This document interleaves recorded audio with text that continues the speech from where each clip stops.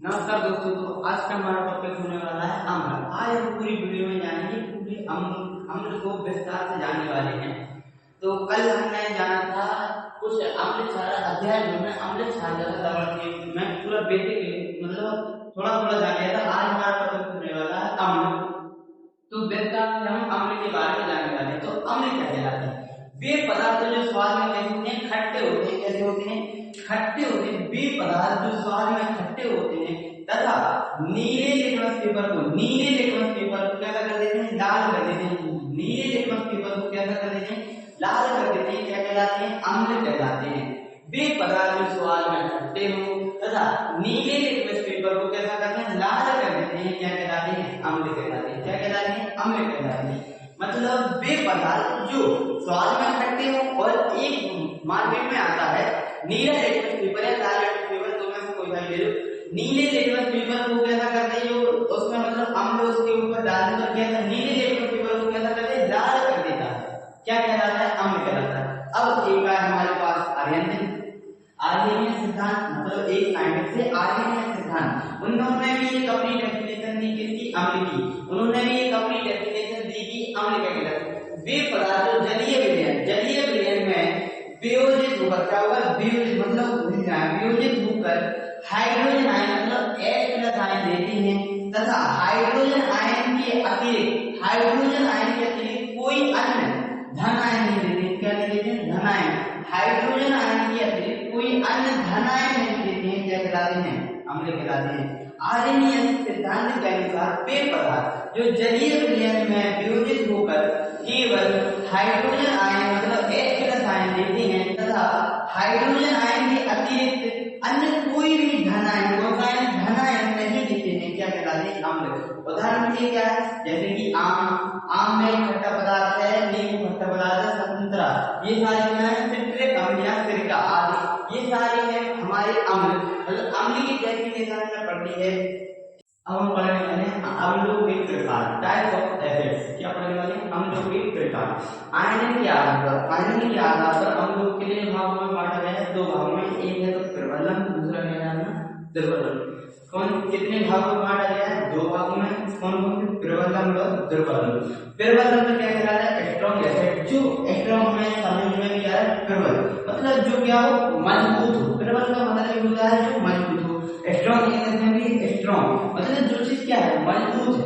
तो इसकी डेफिनेशन में वे अम्ल जो जल में पूर्णतः आयनित या वियोजित होते हैं। पूर्णतः आयनित तथा वियोजित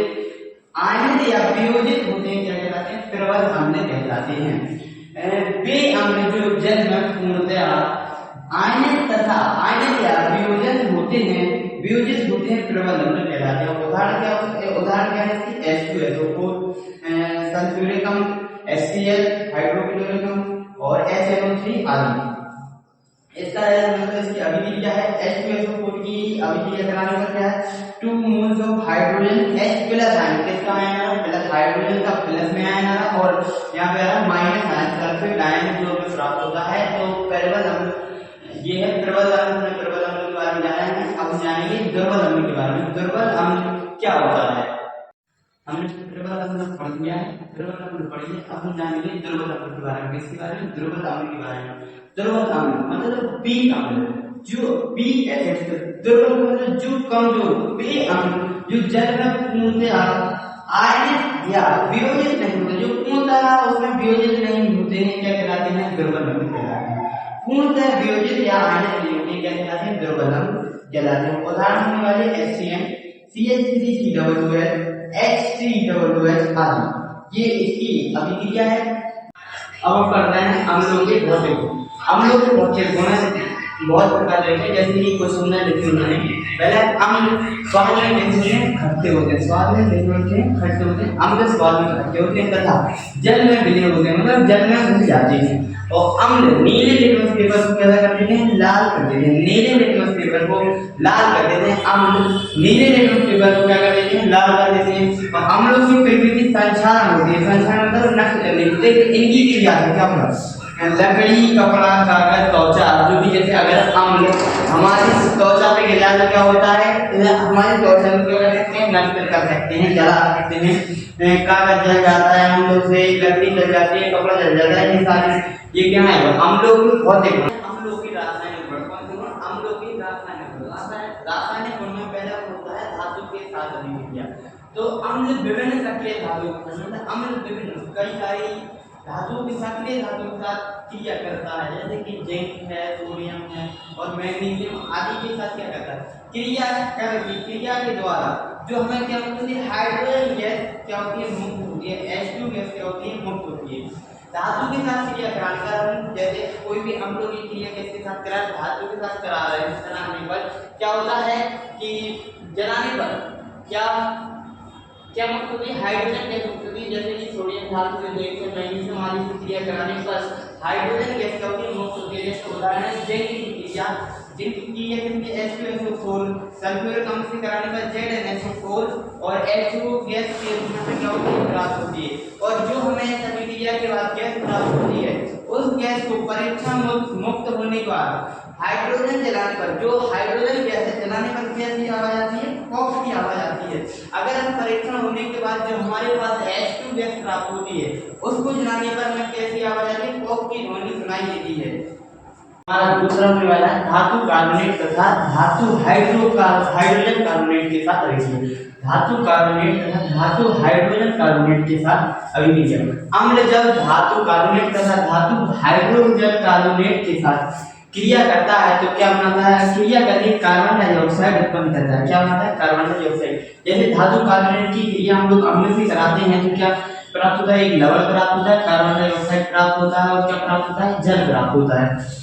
और धातु हाइड्रोजन कार्बोनेट की क्रिया कराने अम्ल से कराने पर हमें क्या प्राप्त होता है, लवण प्राप्त होता है, कार्बन डाइऑक्साइड प्राप्त होता है तथा जल प्राप्त होता है। जैसे कि CaCO3 की अभिक्रिया कराने पर कैसे, HCl के कराने पर हमें क्या प्राप्त होता है, CaCl2 और कार्बन डाइऑक्साइड प्लस में H2O जल, ये लवण है, ये कार्बन डाइऑक्साइड और जल प्राप्त होता है।